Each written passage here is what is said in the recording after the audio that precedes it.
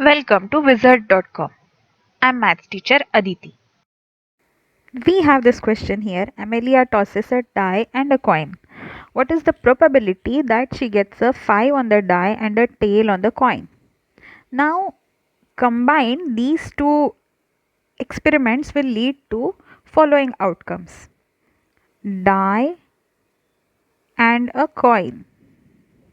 So, coin can have head and tail, and die can have 1, 2, 3, 4, 5, 6.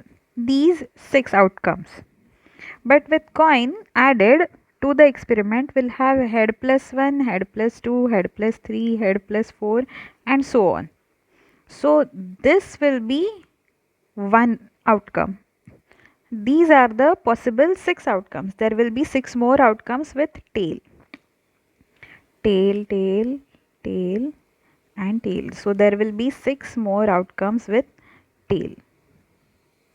Now there are total 12 outcomes of the experiment,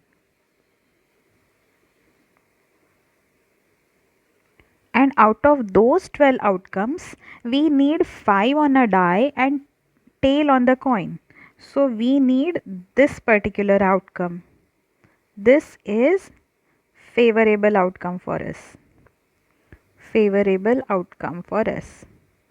And we know probability is equal to number of favorable outcomes divided by total number of outcomes. Now total number of outcomes are 6 plus 6, 12. So we have probability as 1 by 12. So answer is option A.